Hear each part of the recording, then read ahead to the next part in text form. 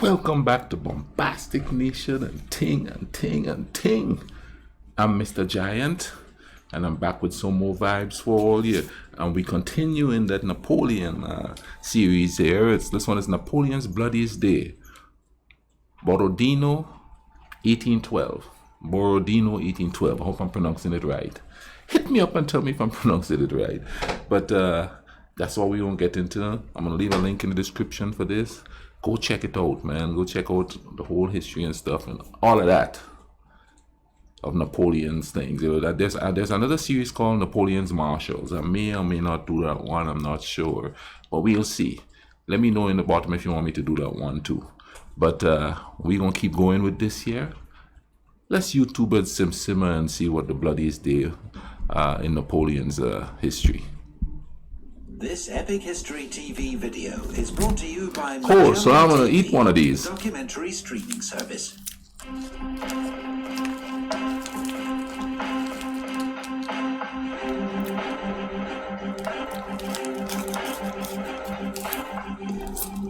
Russia, 1812.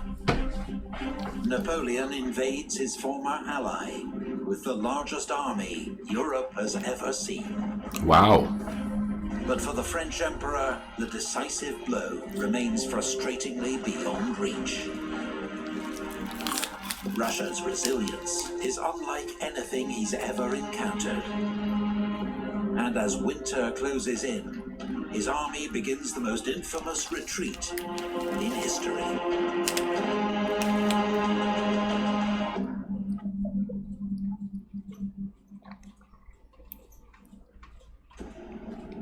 September 1812.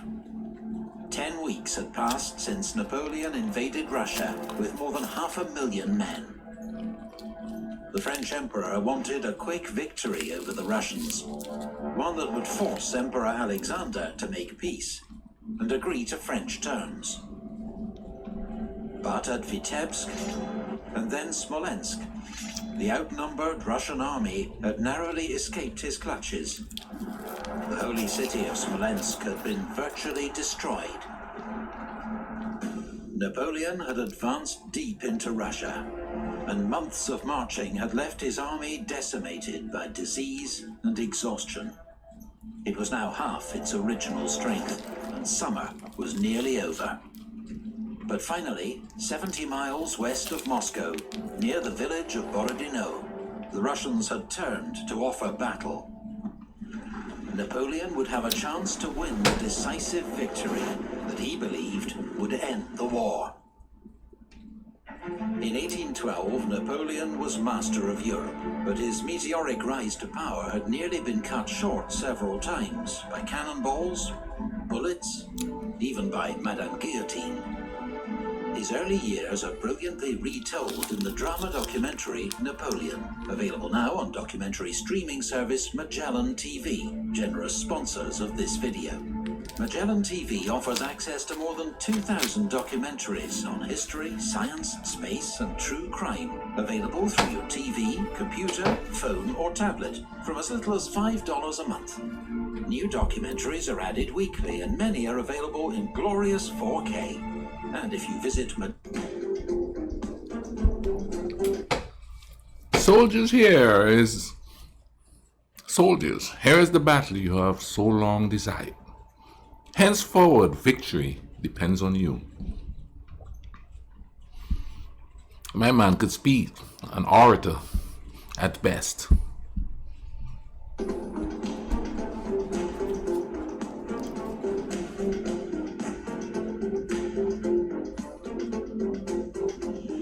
Simple, the Russian army, but penetrating. by the 67-year-old one-eyed veteran General Kutuzov, occupied a defensive position across the two main roads leading from Smolensk to Moscow.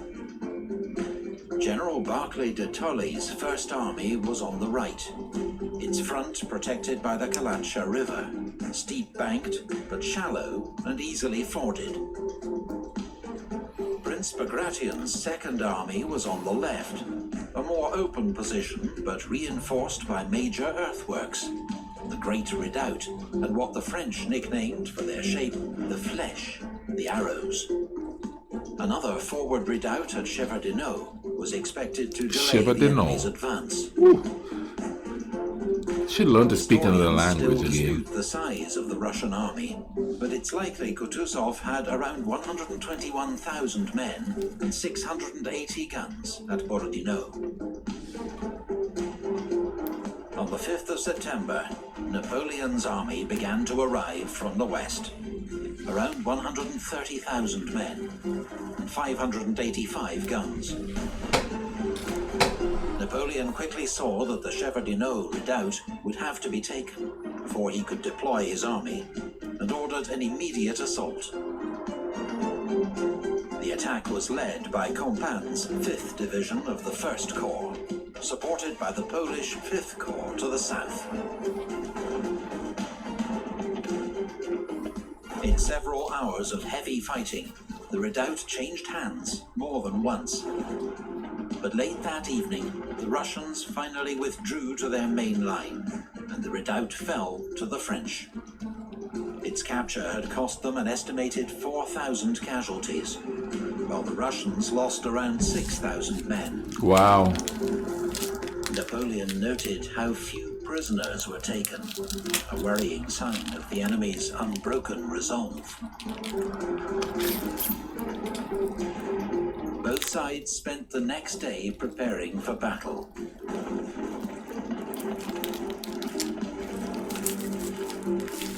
Marshal Davout, commanding French First Corps and widely considered Napoleon's most able subordinate, appealed to the Emperor to use his corps to make a wide outflanking attack to the south.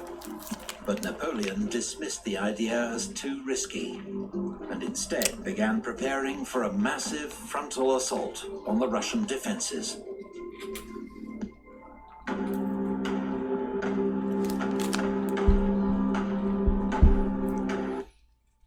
I could not escape the feeling that something huge and destructive was hanging over all of us. Yeah, you get that feeling.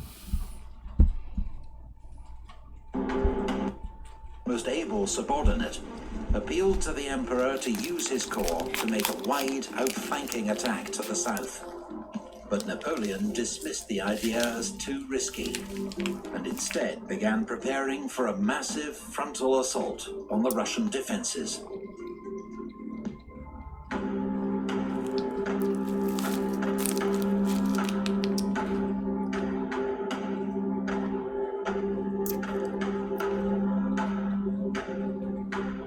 Shortly after dawn on the 7th of September, Orthodox priests paraded one of Russia's holiest icons, Our Lady of Smolensk, before the Russian army. It was a stirring sight for many devout Russian soldiers, thousands of whom would not live to see dusk. The battle began at 6 a.m. as French batteries opened a deafening cannonade against the Russian defenses. Eugene's 4th Corps advanced on Borodino village, lightly held by Jaegers of the Russian Imperial Guard.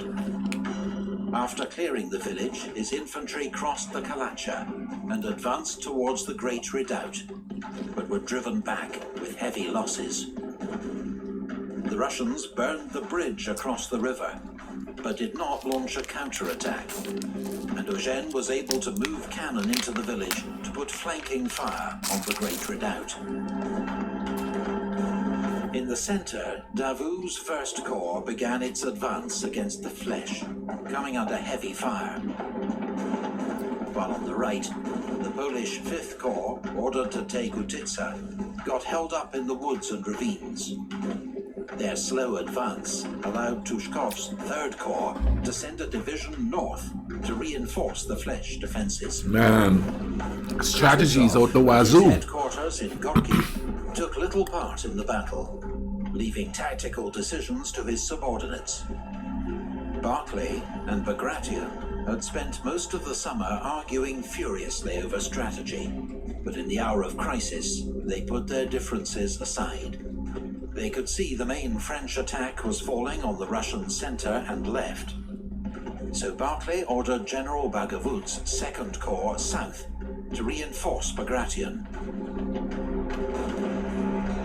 Fighting around the Flèche intensified as the French captured one of the earthworks, only to be driven out by a Russian counterattack.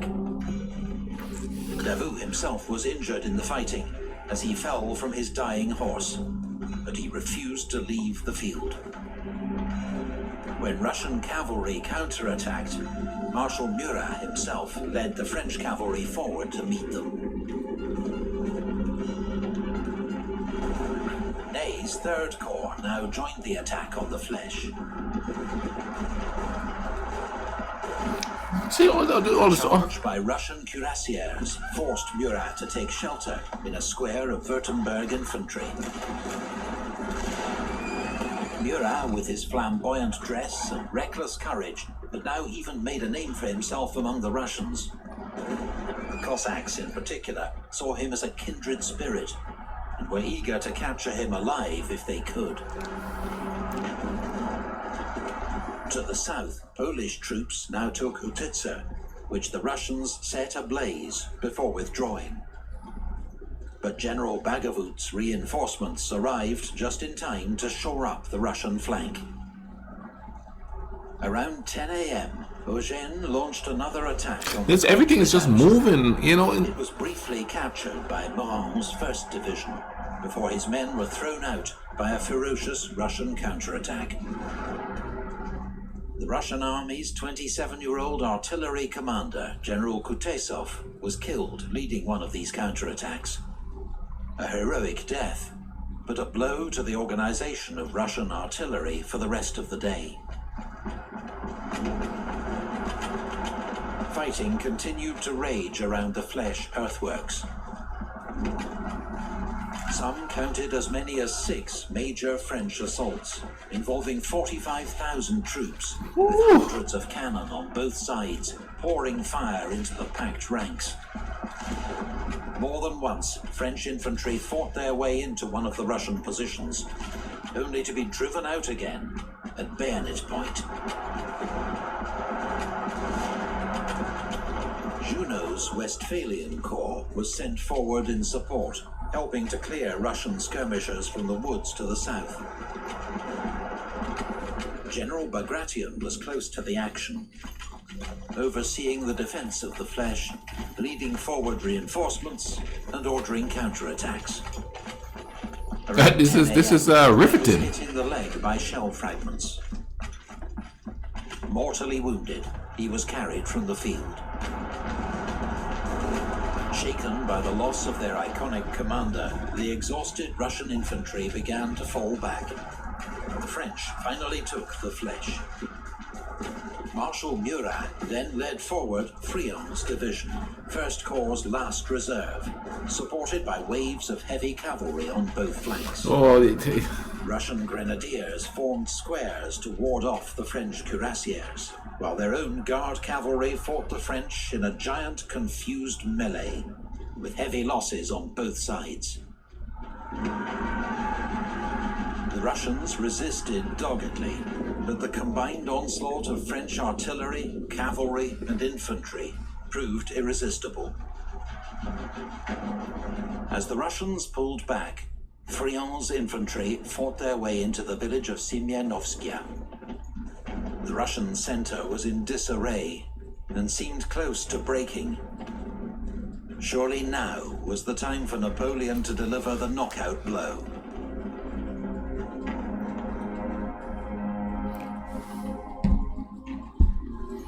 Soldiers, face to the enemy. Let's go and get killed. Wow, let's go and get killed.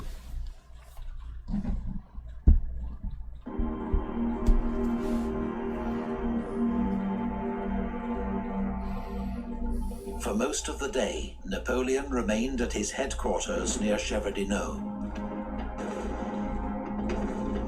Those around him later said that illness, as well as the exertions of the long campaign, had left him tired and irritable. As the Russian center buckled, Murat and his staff urged him to send forward his last reserve, the Imperial Guard.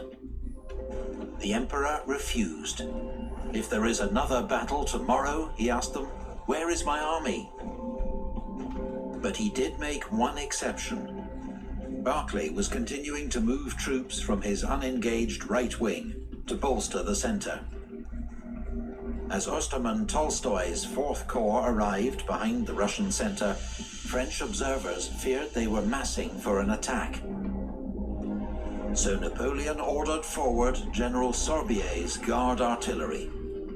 His batteries opened a devastating fire on the enemy. Yet even as they were mown down in their ranks, the Russian infantry stood their ground.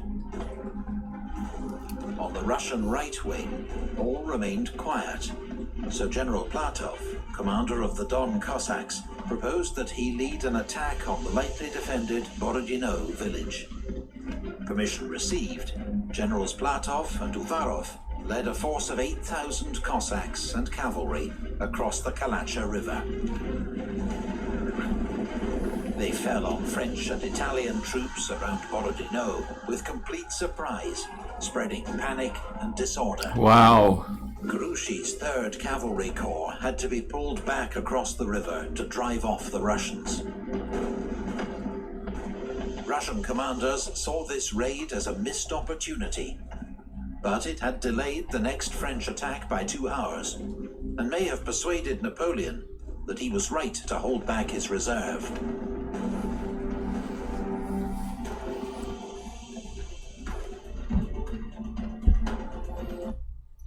I had never seen such carnage.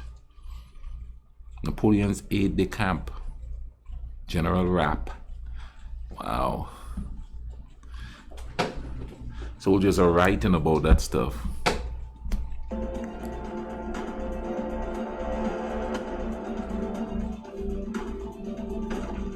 Around 3 p.m., the French launched their biggest assault yet on the Great Redoubt. Russian gunners targeted the French infantry advancing to their front, allowing French cavalry to outflank the redoubt and charge it from the rear. Saxon cavalry were first in, cutting down Russian infantry and gunners almost to the last man. It was an astonishing feat by the horsemen against all the rules of war, and testament to the ferocity of the fighting. As Eugene's infantry consolidated their hold on the redoubt, he ordered forward all the available cavalry to exploit this success. But they were met and checked by the last Russian cavalry reserves. Man. Eugene now implored Napoleon to commit the Imperial Guard. But again, the Emperor refused. I will not destroy my guard, he told his staff. I am 800 leagues from France, and I will not risk my last reserve. He got cautious. By 3 p.m., both armies were in a state of utter exhaustion. The battlefield was strewn with dead and wounded. Some infantry battalions could muster only a third of their strength. Cavalry could advance no faster than a trot. Gun crews were collapsing with fatigue. As dusk approached, fighting slowly died out across the battlefield. Wow, they stopped fighting when they were Napoleon exhausted. and the French army expected the fighting to resume the next day. But by dawn, Kutuzov, having learned the full, horrifying scale of Russian losses, had ordered a withdrawal.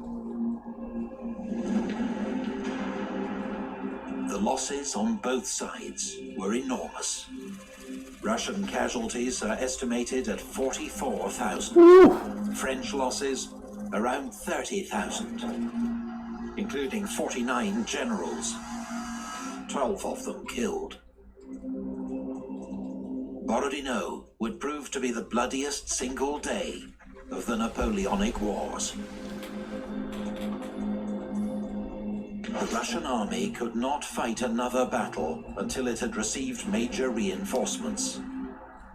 And so Kutuzov decided that he must abandon Moscow. On On the 15th of September, a week after his victory at Borodino, Napoleon entered the city. He would find it virtually deserted, and already the first fires starting to burn.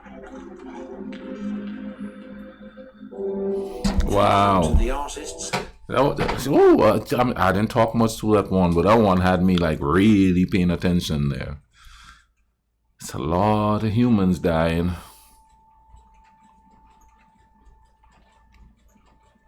Things we do, huh?